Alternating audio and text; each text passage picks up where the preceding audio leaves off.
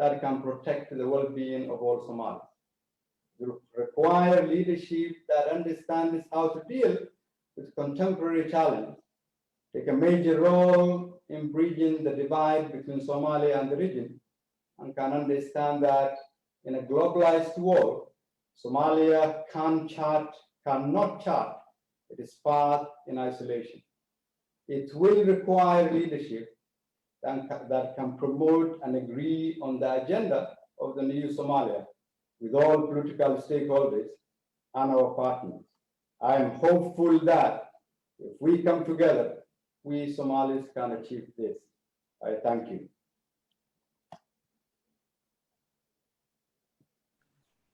Thank you very much, Your Excellency. You've set us up very well for, I think, what will be a very interesting conversation.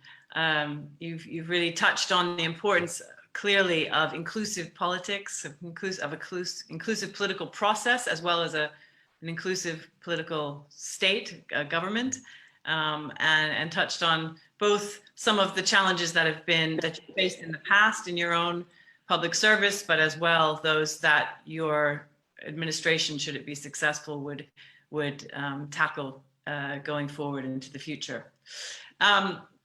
We've got several questions here, and we'll try to get through as many of them as we can. If I can again remind people to keep their questions quite short. I'm going to ask Abdullahi Osman, are you there? Could you ask your question? You can unmute yourself and then ask it.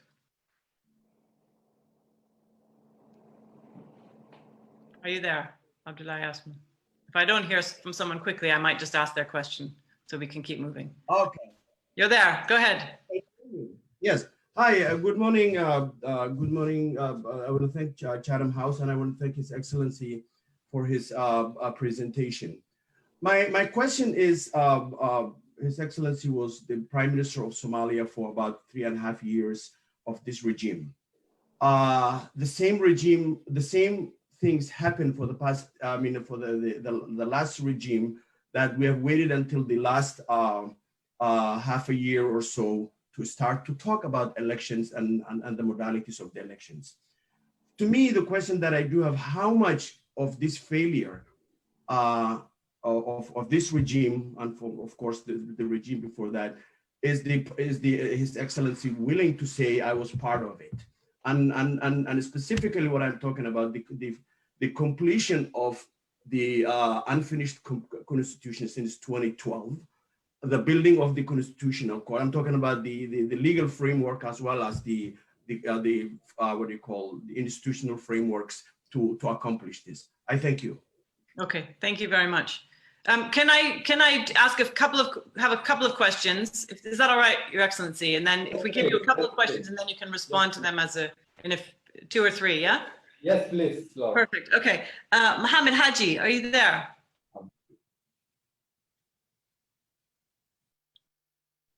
Mohammed Haji, you have a question around reforming Somali civil service. No? Maybe he's having difficulty unmuting. I'll ask his question for him. He says, as presidential candidate, how do you plan to reform the Somali civil service? There is a repeated lack of institutional capacity in the civil service, while corruption persists due to clanism and nepotism in making appointments.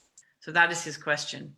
And if you can take a note of that, I will take the liberty of adding one more question from Fataye Gele.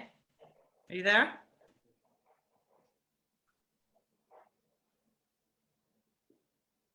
Fataye, are you there? Hello. Hello. Hi, I'm so sorry. Thank you so much, Professor Hammond, Excellency Kheyre, for a great presentation.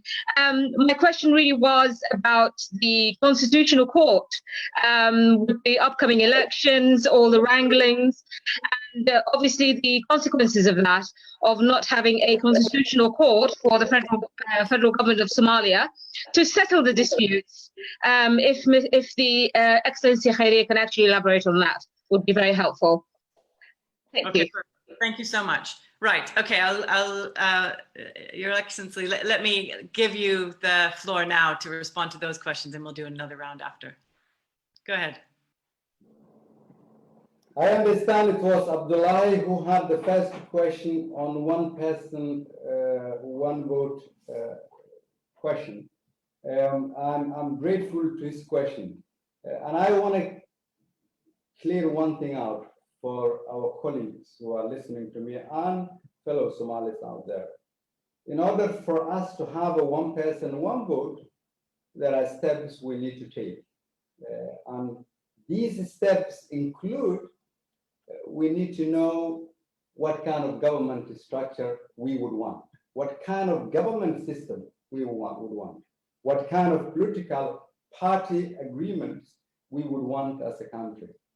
We also need to accept that in order for that to happen, there must be political agreement between the federal government, federal member states, and all political stakeholders.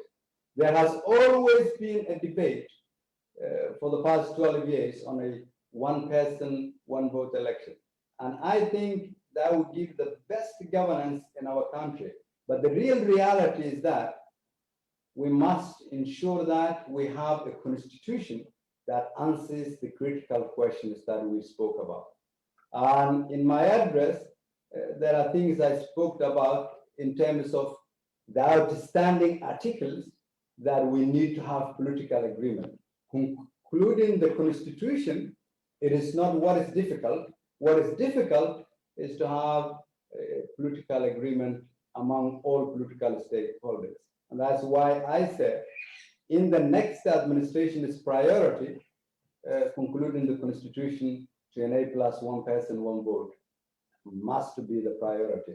And I agree that that was an agenda that has been there since 2012. Pursue tirelessly for it.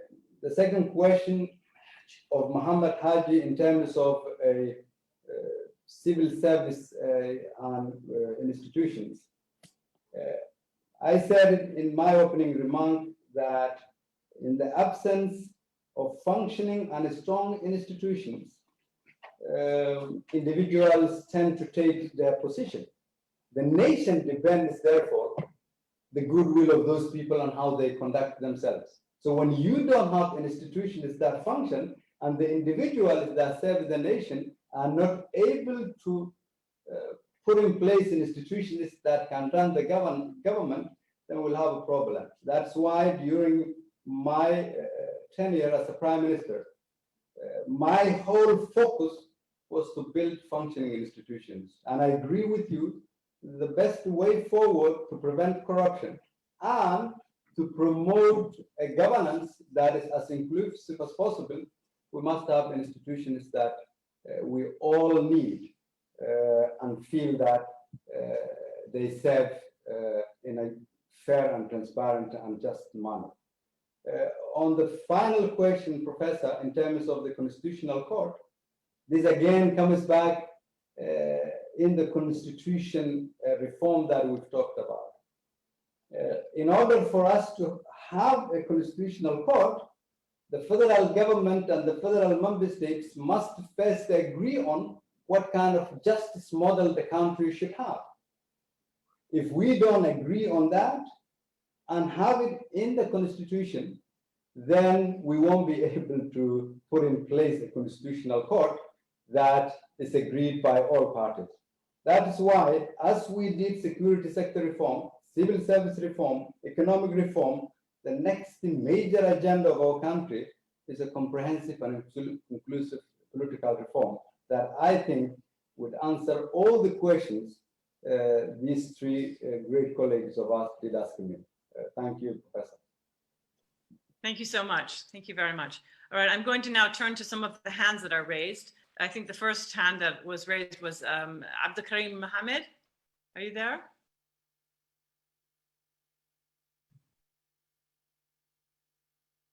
Hello, Abdulkarim.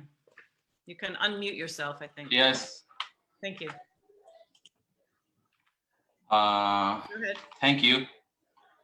Do you hear me? Yes, go ahead. Ask your question, please. His Excellency, I would like to ask every Somali government or every regime fails to build the judicial institutions and to complete the Somali constitution. And instead, they focus on the effects while avoiding causes behind it. For instance, where there's no justice, peace cannot prevail. After also completing and enforcing the constitution will crack down the corrupt politicians. So the basic foundation of every government lies on the rule and regulation that governs the principle of government system and to have system that's above everyone. So I conclude my question, why not prioritizing on the route which is the fundamental of government, like building the judicial institutions and completing the constitution, instead of thinking about other things? Why not prioritizing the basic functions of a governance? Thank you. Okay, great. And then I'll get a few questions in here, please. Mr. Gulaid Abdi? Go ahead and unmute yourself.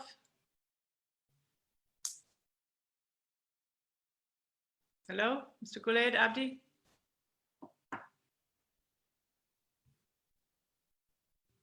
No?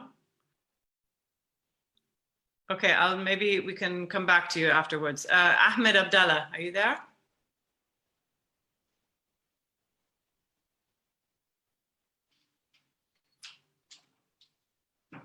Hello, Ahmed Abdallah. Hello? Hello. Yes. Oh, Gulaid, you're there. Okay, go ahead. Yeah, thank you, Laura. Briefly. His Excellency Hassan Ali, since you have been the longest serving Prime Minister in modern Somalia, you have been so illusional about Somaliland in terms of election. You know, Somaliland is they have been doing. You have been set up. You know, Somaliland elections will take place in Mogadishu.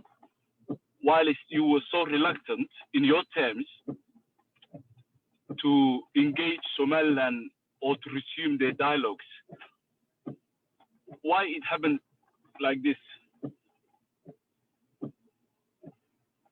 Why does that happen? Okay, thank you. We have your question about Somaliland. So that's our second question. And then Ahmed Abdallah, are you there now? I think you can unmute yourself now. Ahmed. Hello there, can you hear me? Yes, very well. Go ahead. Hello, everybody, and His Excellency, Mr. Kheyre. I know him very well, and he's a very hardworking guy, and he's a good guy, really. Trust me. Okay, can you give us your question? And my question is, we know Somalia, we had plenty of problems. For example, Al-Shabaab, and we had leaders who just fighting over the power, and Kheyre became one of them. How could we trust him? We know him, he's a candidate now, and over the years, last couple of years, he was trying and telling and promoting us he's going to do one man, one vote, and lately he changed his mind and become the opposition's parties, you know, one of them. And I really thinking, how can we trust him now, as we know him, he's a candidate now, and he's using all the, you know, information he knows. And, you know, that's the main question. Okay, thank you very much. So I guess in a nutshell, what is it about your candidacy that we should trust particularly now? Hassan, do you want to take those three? Yes, Laura, thank you very much. Abdi Karim, thank you very much for the question. And I really agree with you the way you put it. Let me give you an example out of my experience. For 2.5 years, the main, I would say, project we've been working on was how to grow the economy. And to do that, we were eagerly trying to re-engage with the international financial institutions. And we, in Somalia, we've become the fastest nation for the past 30 or 40 years to reach debt relief in a record time. But in order for us to take advantage of the re-engagement and the access we have to the international financial institutions, including World Bank, IMF, MEGA, IFC, and all these, that required for us to answer a number of other questions. And these questions, they go back into the heart of your question. And that is, in order for our country to attract investors, the question that will be asked is that, is your country politically stable for investors to come and invest? Is your country security-wise stable for investors to come and invest? And do you have a justice and legal system that can promote trust and those investors will have confidence in? All these questions can only be answered if we go back to the political reform questions that you asked. And the justice and rule of law is part of the political reform. And now our country has reached as a critical crossroad, which is if we don't answer these questions, we will not be able to build a nation that can compete with our neighbors and take part of the global development. So I fully agree with you, and it should be a priority. Now we have seen it as an example. The question of Gule, I take the issue of Somaliland seriously, and it is a very important question. While I was Prime Minister, we have initiated a dialogue, and we've managed to bring Somalia and our colleagues from Somaliland to come to Djibouti, where most of the international community and neighboring countries were on board on that dialogue. Unfortunately, we've just reached a degree of progress, but we haven't concluded the entire dialogue. I understand the criticality of it, and I believe that it should be one of the most important priorities the next administration to undertake. We owe to the Somali people, we owe to the Somaliland people to make sure that this dialogue continues. We also live in a globalized world, and we are dependent on one another as brothers and sisters. I thank my brother Ahmed Abdullah's question and the way he put it. He doesn't need to trust me, but he needs to trust my record. Yes, I was the longest serving Prime Minister.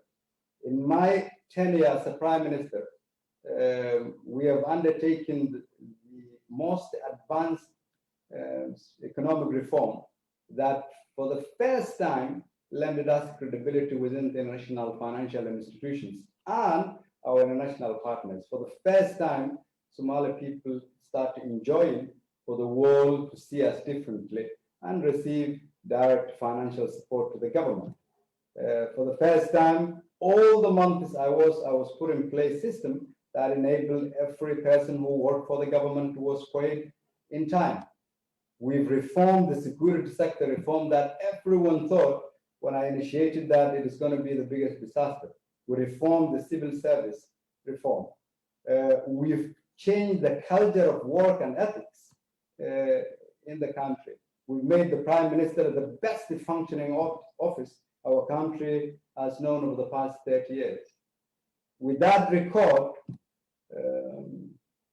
if the Somali people entrust me with the role of presidency, I can get the job done. Over to you, Professor. Perfect. Thank you so much. I have a few questions that I'm going back and forth between submitted questions and raised hands. So if you've got your hand raised, bear with me. I'll try to get back to some more of those in a few minutes. But we have a question here from Yusuf Omar. Are you there? About just Omar. Yeah. Yusuf, are you there? Yes, can you hear me? Yes, very well. Go ahead. Thank you, Laura, and thank you, Prime Minister. My question is about the current meeting in Doorashada. That's about the election in Somalia. We know the Prime Minister, the federal government of Somalia actually did agree to dissolve the election committee, and also they agreed to refer to the issue of Somaliland to the Speaker of the Upper House, Abdi Hashi, and also the Deputy Prime Minister. And also the issue of Kheyre has been agreed to some extent. So it's all positive. So how do you, what's your reflection as a Prime Minister, the success of these agreements today in Doorashada? Thank you. Okay, great. And then we also have a question from Abdullahi. Are you there? Yeah. Go ahead.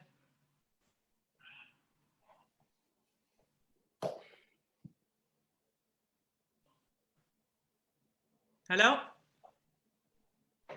Abdulatif, are you there? Yeah, I'm here. Go for it. Please ask your question. Thank you, Laura. Thank you, Chatham House. Thank you, His Excellency Hassan Ali Kheyre, our former Prime Minister. I'm Abdulatif, joining you from Nairobi. My question to His Excellency is, what are your priorities towards foreign affairs? And will you be able to correct political faults committed by the government or federal government during your tenure, like a spoiling relationship with very important governments like Kingdom of Saudi Arabia, United Arab Emirates, and Egypt? Thank you so much. Thank you very much. And I'm going to also ask Peter de Klerk. Are you there? Can you've got your hand raised. Can you ask your question?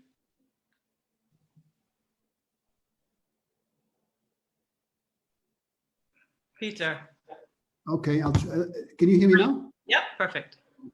Okay, good afternoon, Mr. Prime Minister. Peter de Klerk, visiting professor in Johannesburg. As you know, the political contract between a state and its people is based on convincing the people that there's an added value to the state in the first place. Now, in spite of your own impressive accomplishments on economic governance and accountable institutions strengthening, do you believe, in view of the continued political fragmentation, which is still very clan-dominated, that there is enough common ground and collective vision to move forward and keep the nation together to avoid a return to the fractious past, where conflicts were resolved by physical confrontation rather than political dialogue? And I'm asking this question in particular in view of the lack of federal stability. Thank you. Perfect. Thank you so much. Your Excellency, can you take those three questions? So we have, yes, please. Yeah, one thank about you very the much. process. Yeah, another about the influence of Gulf countries in particular, and Peter's last question around national unity. First, I want to thank Yusuf for sharing with us the information he did share with us. We don't have any official reports, at least I don't as of now. But we are encouraging all of us that those colleagues of us, either from the federal government or federal member states, who are representing the Somali people in Doorashada, that the entire Somali people and the nation are looking at you. And failing to reach an agreement will dash the hopes and aspirations of the Somali people. So there are three major outstanding elements, as Yusuf put it, and that is the issue of Somaliland, the issue of Kheyre, and the issue of electoral management, and an overall agreement on how to manage the implementation of the content of the agreement. And if the standards are to be positive, I think it is a progress for the nation and a positive, I would say, step for all of us. So we would welcome and we will encourage and we will support, should there be a comprehensive agreement that the Somali people can be confident on. The best way forward is for us to have an agreement and to conduct an election so that we can keep that momentum of nation building. On the issue of Abdullahi, I want to remind all our colleagues my country and abroad, that we can only be strong internationally when we are strong at home. What we need to focus now first in the next administration is to unify our country, bring the Somali people together, and ensure that in a unified and collective communities and a nation, we can reach out to the rest of the world and look after our interests as we engage with every country. It is my belief that cooperation works best, and it's my understanding that as we protect the interests of the Somali people, we should have a positive relationship with every country that we can, but these relationships should be based on a mutual interest and mutual trust, mutual respect of all these countries we will have a relationship with. I thank Peter for serving our country for many years, and I see his question, which is rooted his deep understanding of the context of Somalia. But I think, Peter, there is a political understanding here, which I think you have debated many times with me and other people. But remember that in our country, economic challenges and poverty is the essence of the conflict that we have as a nation. A government that is not able to provide services to its people, a government that cannot build roads, bridges, hospitals, provide education and health service to its people, will not have relevance in the eyes of its people. But the problem is, in order for us to provide these services, we must have political stability. And that is why the social contract is absolutely critical. To deal with the security situation, you must reduce the unemployment. You must promote rule of law and governance. You must have functioning institutions and justice system that work. All these things impact positively in making peaceful nation. That is why all these elements are interlinked. With a new leadership who understands Mogadishu is not his or her duty station, that reaches out to people, stays with them, feels their pain and prospects, and bring the Somali people together to conclude the constitution, to put a system in place where people can trust, plus a leader who is able to communicate the new Somalia to the rest of the world, I think is doable. Remember, 30 years is a long time, but Somali people have learned a lot. Now we are at a critical crossroad. And this time, because of the progress we've made while I was in office, in terms of the function of an appointed leader, I think I see a potential for our country, because now we understand the challenges we face, and we have an idea on the solutions on how to translate these challenges into opportunities. But ultimately, it will require a solution that comes within from the Somali people, Peter, and I think it's doable to prevent it from the deepening crisis you've talked about. Thank you, Professor. Thank you so much. I'm going to take a next round of raised hands. I'll mention the three people so you can be ready to speak one after the other. So we have a few minutes left. I'll take the chair's prerogative, and I've had Chatham House's permission to go over a little bit if necessary. I hope that's all right, Your Excellency, if you've got a few extra minutes. But the next three would be Adam Matan, Fodoso Loyan, and Mukhtar Mohammed. So Adam, are you there? I am, Laura. Can you hear me? Very well, thank you. Go ahead. Perfect. Thank you, Laura and Chatham House, and thank you, His Excellency and Hassan Ali Kheyre, for your informative remarks. I wanted to, you talked about inclusive politics, and I wanted to know your thoughts on the allocated 13 seats in Mogadishu. And some of the council of the presidential candidates has indicated that they oppose the idea, or they see the idea as a political maneuvering by the current president. So what are your thoughts on that particular issue? And do you think Mogadishu deserves to get its political representation? Thank you.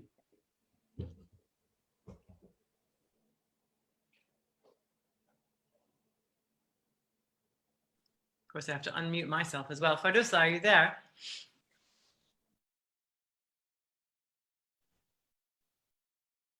Okay, go ahead.